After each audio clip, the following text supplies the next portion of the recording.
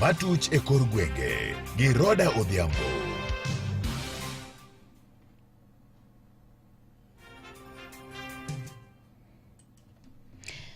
Machiegni, jatend piny Migosi William Ruto kwayo jod bura mondo mi okaw ting' mar kedo kod mibadhi e pacho kae, kowacho ni gin ema bende ginyayo weche mag mibadhi. Koloso kinde romo mar sirikande mag loch gwenge kaunti ma Homa Bay, Ruto wacho ni ok omor kod lipode ma bende oseyudo wi jod bura ma kawo asoya kuom jogo ma mibadhi omieno mondo mi gikonygi rucho oko nyingegi e listi mar jogo ma bende mibadhi omieno e pacho kae. The legislature must also be held to account. There is something going on in our legislature that we must call out. There is money being demanded from the executive, from governors, from people in the executive, especially those who go for accountability before our houses of parliament. It cannot continue to be business as usual.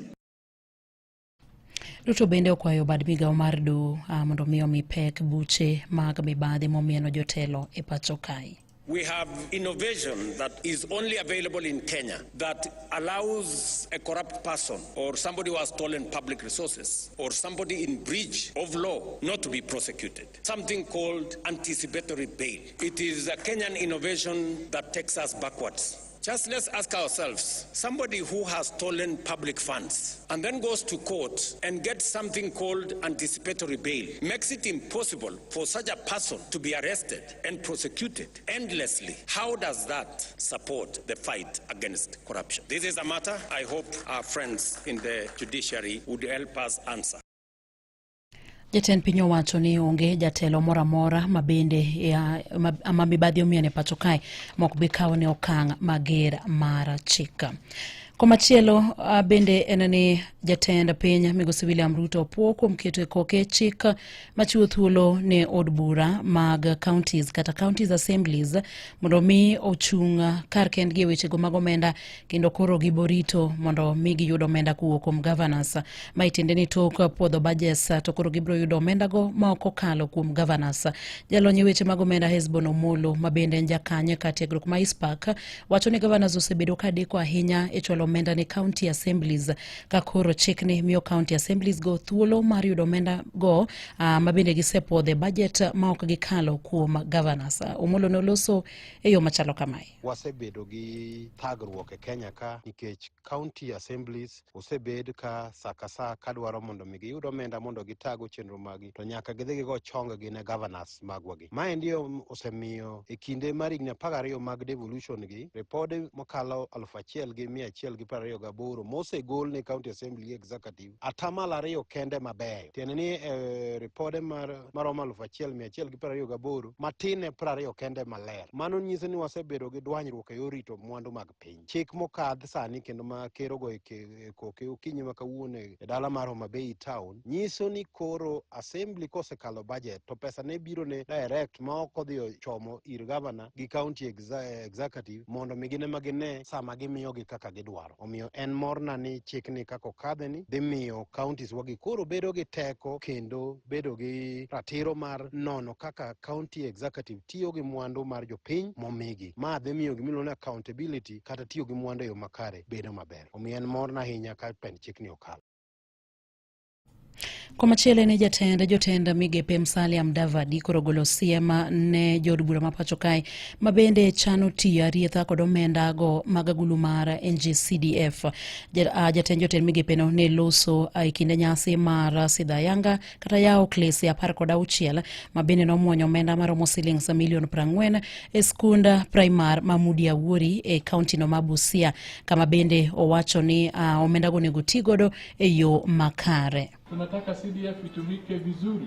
Watu wasipore pesa za CDF ili wale ambao wanalipa ushuru kama nyinyi, hizo pesa ndio zinatengeneza CDF. Tunataka ushuru wetu utumike kwa njia ambayo inafaa. Today we officially launch a 39.5 million double-story tuition block comprising 16 classrooms. The NGCDF of Unyula constituency contributed over 29 million shillings to complete the project.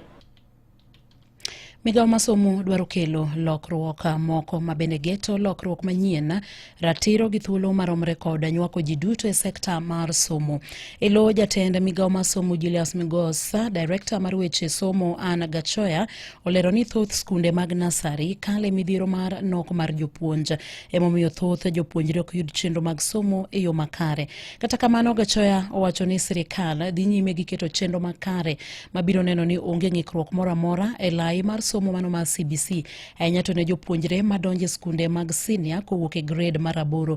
Olero ni migawono biro neno ni japuonjre ka japuonjre oyudo thuolo e skunde mag senior. Bende jopuonjre mabiro bedo kod pek mar omenda kata pek mar chulo school fees, Gachoya wacho ni migawono mar somo biro chulo negi sir. Kamae en yo mar neno ni jopuonjre duto oyudo thuolo mag somo. Bende dwaro nitie mar keto maino e sekta mar somo e pacho kae kaka yo mar neno ni jopuonjre yudo somo marang'iny ni malo. En wach ma bende ne otwag e romo mane okelo kanyakla jodito e sekta mar somo, ka bende ne gitwak ewi midhiero mokwako sekta mar somo e pacho kae.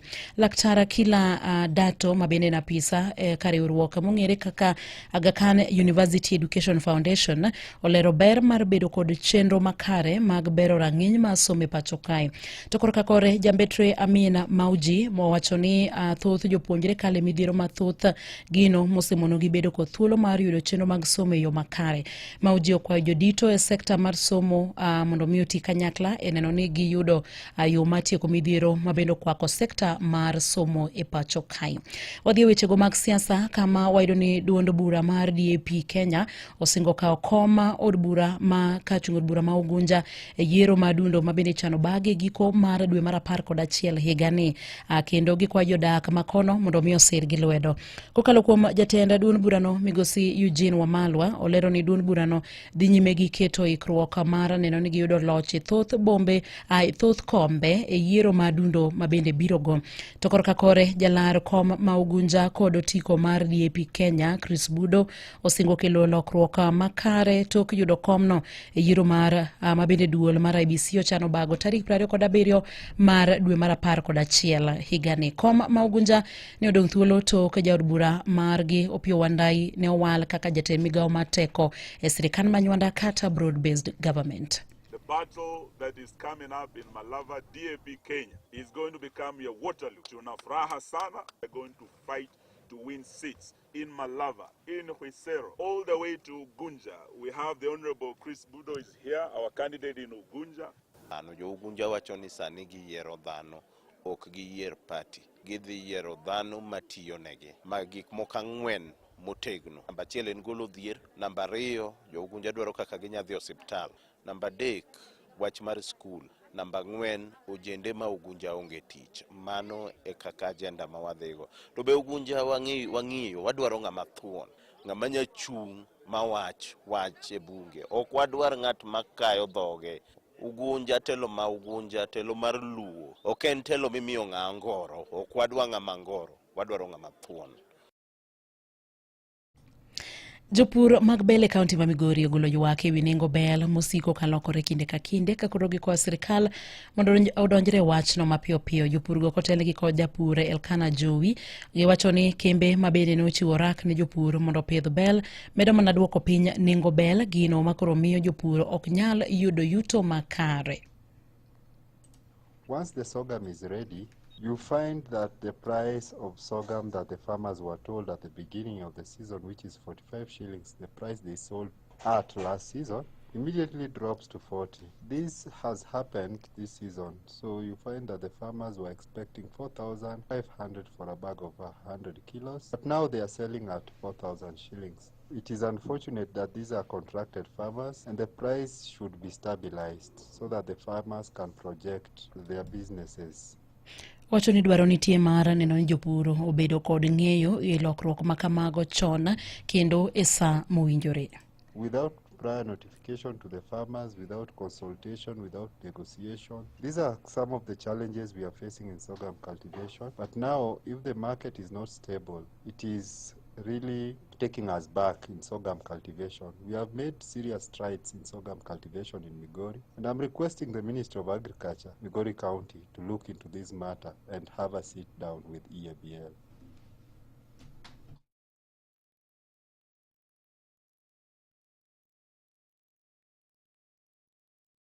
Imedo winjo matuch e kor gwenge gi Roda Odhiambo. Wadhi kaunti ma Siaya kama wayudo jodak e kathidhna Mayala kata Yala Swamp oyudo fungruok kendo tok jaket mwandu ma wuon Dominion Farms Limited lando ni ochano duogo chiro kendo chenro mag pur e kathidhnano. Wuon kambi mar Dominion Farms Limited Calvins Burgess masani nitiere pacho kae osebedo ka bago romo kod jotelo mawuok e gwenge makono kanyakla kod jogweng' makono e sechegi mabende ochano duogo chiro chenro mag pur e kathidhnano mabende oyange romo mane obedo godo kod jogweng' kanyakla kod gavana mar kaunti ma Siaya James Orengo. Kowuok kaunti ma Siaya, Jojamulo miyo waler mathoth yo wachni. Jaket mwandu ma wuon kambi mar Dominion Farms Limited Nairobi Migosi Calvin Burgess masani ni e pacho kae kendo osebedo katimo rombe mopogore opogore gi jogweng' nyaka kod tend kaunti ma Siaya motelo ne duogo chako tich ayanga e thidhia Mayala kuno olando ni odwa duogo chiero chenro mege pur mane otimo e otodo Mayala kuno kapok ne owuok higni 5 mokalo komedo ni mae en koluwore gi kwayo ma osebedo ka oyudo kowuok kuom jopiny. Community came to me and said, Calvin, we want you back here. The community leaders started pressing really hard. Come. The local people have been trying to get me back here forever. So, if all goes fast, then I will be here and we'll start the rebuilding process again. My lease is still valid. Migosi Calvin Burgess mane owuoyo gi jofwamb weche bang' romo mane obedo godo gi gavana ma Siaya James Orengo oywak ni kambi mane odong' katiyo e todo Mayala kuno osebedo katiyo marach kendo koro dwaro ni ochier chenro mege pur e otodo Mayala kuno. It has been utterly destroyed. Okay, the dikes have broken 5 times. They never maintained them. The river is down to being half the size it should be. It is full of garbage. Brush has fallen in. It is a disaster. The destruction is unbelievable, and it will take everything I've got to pull this thing back together. Ka ofulo chenro ma en godo mar biro chiero puro chele, pith rech to kod pur niang' mane gitimo chon to ne oduogo chung. Rice, tilapia, maize, hybrid maize seed, sugar cane, everything we did before will be back. Plus things like ethanol, everything's coming back. And the school will be coming back. Furthermore, we are going to develop many, many more jobs. If we make 2 billion shillings, 2 billion shillings goes back to the community. Jaket mwandu no oywak ni e kinde ma yande ne onge ne gilalo mwandu manengo ne chiegni siling bilion 2.6 kata kamano singo gero kambi mar niang' manyien e thidhia Mayala kuno mondo mi okonye chugo thuolo mag tije gwenge go. What we've lost now is we've lost massive amounts of crop. Equipment has been taken all over the place. There was probably $20 million worth of equipment, whatever that is in shillings. I think it's like 2.6 billion or something like that was stolen. But to help things along, I've already contracted for a new mill. Duo kambi mar Dominion nenore ni e chakruok giko mar kambi Lake Agro e todo Mayala kuno ni mar gisebedo ka gitiyo e bwo winjruok mar higni 25 mane omi kambi Dominion. Ne Radio Ramogi e kaunti ma Siaya, an George Amolo. Ilipot ma Jojamulo ne mabedo kelo giko mag weche manyien mago matuche kor gwenge gi elak seche gi tudiko James Rabala ko chakre sa 11 ne weche manyien. Mago ne matuch e kor gwenge gi Roda Odhiambo.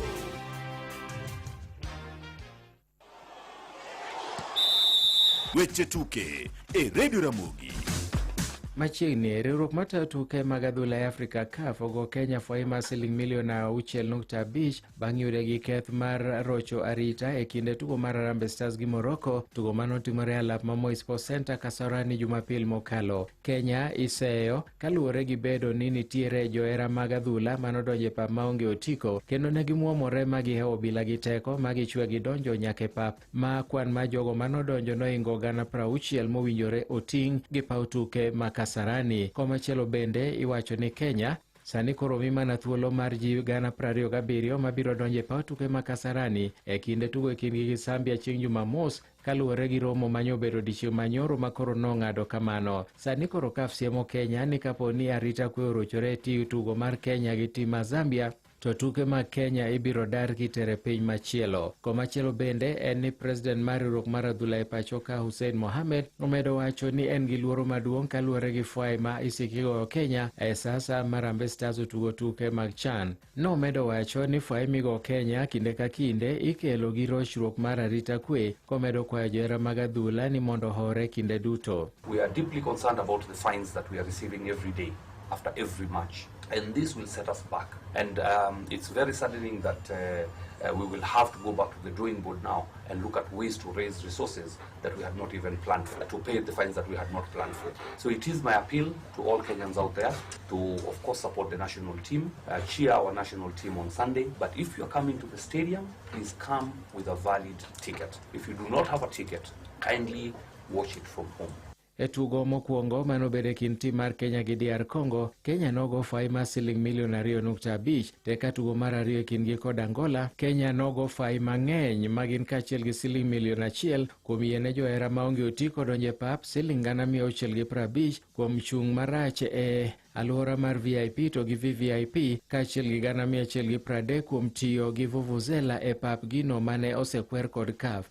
Kane giloso gi jofwamb weche, Mohamed nomedo wacho ni fain makamago miyo FFKF luoro malich mokalo. Kata kamano opako ahinya jotend piny William Ruto kuom sir mosesiro godo Harambee Stars, kaachiel bende gi johera mag adhula kuom yoro tuke mag Harambee Stars. Kenya's local organizing committee wishes to sincerely thank you, the fans, for the passionate support you have shown the Harambee Stars during the ongoing tournament. Your energy has been invaluable in driving our team to the heights never witnessed before. We would also like to thank most sincerely His Excellency the President, Dr. William Samoei Ruto, and the government. To kaluwore gi mano bende, piny owacho sani koro kwayo johera mag adhula mondo mi ohore e kindegi eki ma dhi nyime gi tuke mag CHAN, ka giwacho ni en gino mabiro kelo wichkuot ka Kenya ikumo kinde ka kinde. Jatend migawo mar arita Kipchumba Murkomen wacho ni jo Kenya ok onego bed ni donje pap maonge otiko, kendo onego gilure gi chike mag CHAN. From a security perspective, we'd like to beg all Kenyans to really avoid going to the stadium unless you have a ticket. It is going to reflect badly on us. It is going to give us security problems. If the capacity of the stadium is exited, you can easily have a massive disaster and a security challenge for all of us. I want to request Kenyans, for the sake of our team, and if we all want Harambee Stars to reach finals, let us respect the regulations that CAF has put in place, and even the penalties they have given us to play 60% of the capacity. Let's just abide by it, and let's buy the tickets the way it is required. It is important for us to do so. Kanoloso e sach romo mar arita kwe e boma ma Nakuru, jatend migawo Murkomen nomedo wacho ni Kenya osebedo gi johera mag adhula ma koro ibro geng'negi donjo e pap kaluwore gi tulo mosebedo e tuke mosekalo.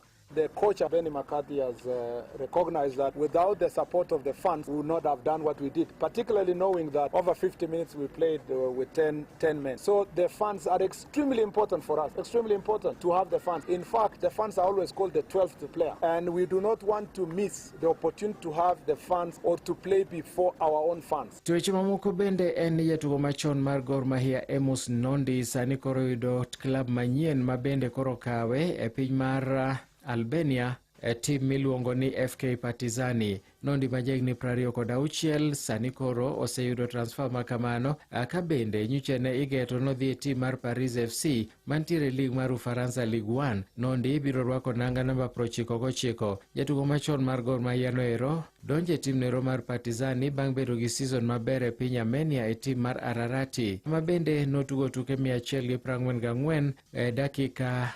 11,208. Magi weche tuke, an Milton Ochieng'. Awinjo weche tuke e Radio Ramogi, kar chuny jaluo.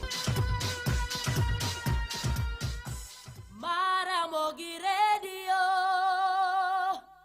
Radio Ramogi, kar chuny jaluo. Mano mheshimiwa Min Bondo.